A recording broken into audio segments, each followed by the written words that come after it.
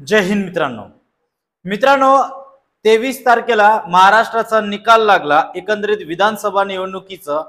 त्याच्यानंतर महायुतीला भरघोस मतांनी विजय मिळवला आणि सत्ता स्थापनेसाठी बहुमतांपेक्षा सुद्धा जास्त सीट मिळाले।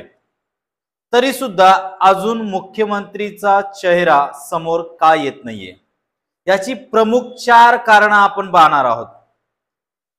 अतिशय महत्त्वाचं आहे, तर बघा मुख्यमंत्री म्हणून कोणाची निवड व्हायला पाहिजे यासाठी अजून सुद्धा कन्फ्युजन आहे किंवा हे सस्पेन्स बीजेपी वाले अजून सुद्धा समोर येऊ दिलेलं नाहीये। आता आपण मुख्यमंत्रीचा चेहरा समोर न येण्यामागचं कारण पण आपण बघणार आहोत। सोबत तुम्ही हे सुद्धा बघितलं असेल की जवळपास बीजेपीला 130 सीट प्लस जिंकून आलेले आहेत। सोबतच राष्ट्रवादी काँग्रेसचे सुद्धा 40 प्लस सीट आलेले आहेत। एकनाथ शिंदे साहेबांचे देखील 57 प्लस सीट आलेले आहेत। म्हणजे सर्वात जास्त जर आपण मॅच्युरिटी बघितली तर बीजेपीची आहे, तरी देखील बीजेपी मुख्यमंत्रीचा चेहरा महाराष्ट्राला का देऊ शकत नाही आहे, याच्या मागचे नेमकं कारण काय आहेत किंवा अजून 23 तारखेपासून तर अजून जवळपास 4-5 दिवस झाले अजून सुद्धा मुख्यमंत्री म्हणून कोण शपथ घेईल हे सस्पेन्सच आहे। अजूनपर्यंत ते उघड झालेलं नाही, याच्या मागची कारणे आपण जाणून घेणार आहोत। सर्वात पहिला कारण, गेल्या 2.5 वर्षामध्ये केलेले काम एकनाथ शिंदे यांच्या नेतृत्वामध्ये। जर आपण बघितलं एकंदरीत सत्ता ही महाविकास आघाडीची असताना त्यामध्ये राष्ट्रवादी, त्यामध्ये शिवसेना आणि त्यामध्येच काँग्रेसचे पण होते, परंतु त्याच्यातून वेगळे होऊन शिंदे साहेबांनी बीजेपीला सपोर्ट करत बीजेपीच्या सपोर्टने ते मुख्यमंत्री म्हणून झाले। आणि माहिती होतं संपूर्ण महाराष्ट्राला की जी भावनिक लाट असते ती लाट उद्धव ठाकरे साहेबांच्या बाजूने आहे। मग या उद्देशाने 2.5 वर्षामध्ये जे दिवस रात्र एकनाथ शिंदे साहेबांनी काम केलं, मग त्या कामामुळे नेमका मुख्यमंत्री कोणाला करावं हे बीजेपी समोर सुद्धा अजून कन्फ्युज आहेत। आता तुम्हाला एवढं सगळं माहिती आहे की खुद्द एकनाथ शिंदे साहेबांनी पत्रकार परिषद मध्ये सांगून दिलं की मला मुख्यमंत्री असं नाहीये की मुख्यमंत्री करा म्हणून, जो वरिष्ठ निर्णय घेईल म्हणजे बीजेपीचे जे वरिष्ठ नेते आहेत, वरिष्ठ नेते जे नरेंद्र मोदी आहेत आणि दुसरे आपले अमित शाह आहेत, यांनी जो निर्णय घेणार तो निर्णय मला मान्य आहे, हे खुद्द एकनाथ शिंदे साहेबांनी मीडियामध्ये सांगितलेलं आहे।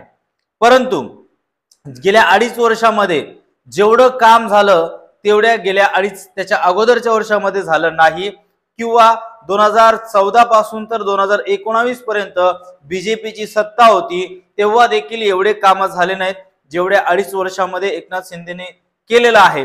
आणि एक स्वतंत्र वैयक्तिक माणूस म्हणून त्यांची प्रशंसा कायम आपल्याला दिसलेली आहे।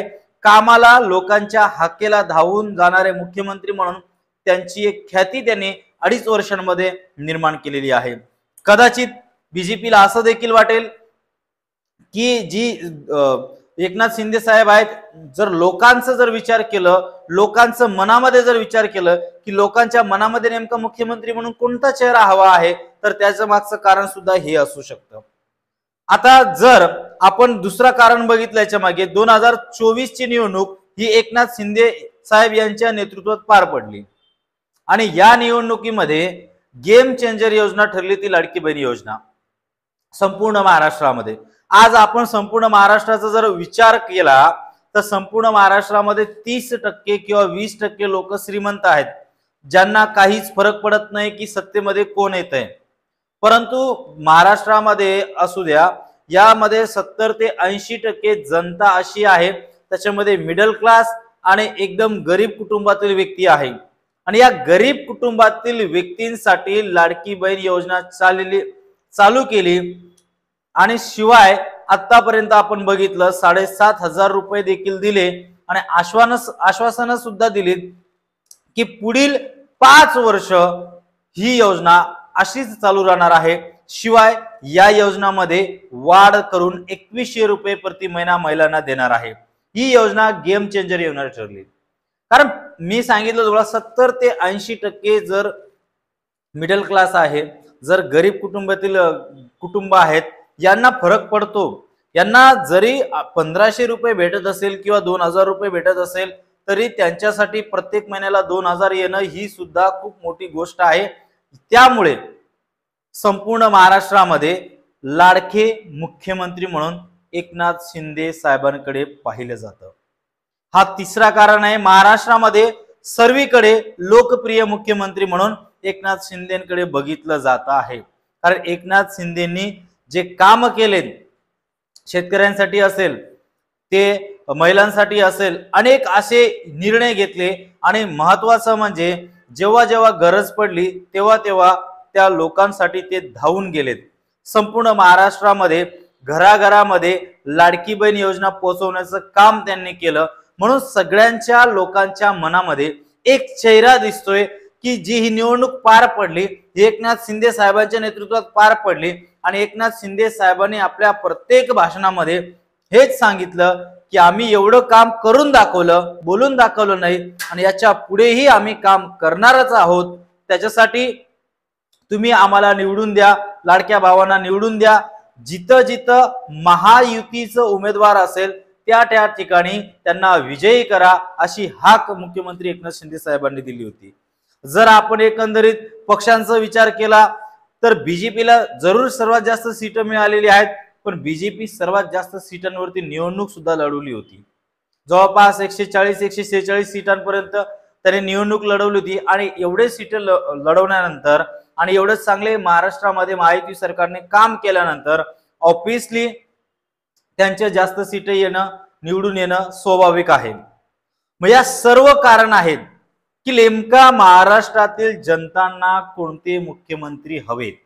आता अनेक ठिकाणी या गोष्टींचा सर्वे सुद्धा चालू आहे, परंतु नाव देवेंद्र फडणवीस साहेबांच्या ऐवजी एकनाथ शिंदे साहेबांचं घेतलं जात आहे। बघा आता या तिघांची जी युती आहे ही खूप मस्त आहे, कॉम्प्रोमाइज करणारी युती आहे, एकमेकांमध्ये कुठल्याही प्रकारचे मतभेद नाहीत। खुद एकनाथ शिंदे साहेबांनी सांगितलं की काही करा, काही प्रॉब्लेम नाहीये, आमचा सपोर्ट राहणार, मी सोबत असणार। आणि मग हा डाव टाकल्यानंतर बीजेपी वाल्यांना पण प्रश्न पडलाय किंवा स्वतः मुख्यमंत्री असताना देखील ते असे बोलतायत तर प्रॉब्लेम कुठंच येत नाहीये। मग काय करायला पाहिजे, काय करायला पाहिजे, अजून सुद्धा सस्पेन्स असणार, सस्पेन्स आहे। आपल्याला या 2 दिवसामध्ये सर्व काही जनतेसमोर येऊन जाईल की महाराष्ट्राचा चेहरा मुख्यमंत्री म्हणून कोण असणार आहे। कारण मुख्यमंत्री जेवढा स्ट्रॉंग असेल तेवढंच महाराष्ट्रातील काम देखील होतील। आपण पोलीस भरतीचा जर विचार केला, या सरकारी नोकऱ्यां भरत्यांबाबत जरी विचार केला तर एकनाथ शिंदे साहेबांच्या काळामध्ये भरपूर भरत्या निघालेल्या आहेत, हे तुम्हालाही माहिती आहे, सर्वांना माहिती आहे। म्हणून आता प्रश्न पडतोय जनता काय विचार करते, जनतेला काय वाटतं, एकनाथ शिंदे म्हणून मुख्यमंत्री पाहिजे की देवेंद्र फडणवीस मधून पाहिजे। आता दोघातच आहे किंवा बीजेपी नेहमीप्रमाणे धक्का तंत्राचा सुद्धा वापर करू शकते, या दोघांचा चेहरा बाजूला ठेवून तिसऱ्या चेहऱ्याला देखील समोर आणू शकते। काही होऊ शकतं राजकारणामध्ये, काही होतं, कधी कोण कोणत्या पक्षात जाईल, कुठला पक्ष परत इकडे येईल, काही भरोसा नाही। त्यामुळे आता एवढ्या 2 दिवसामध्ये आपल्याला वाट बघावी लागणार आहे की नेमका मुख्यमंत्री कोण असणार आहे।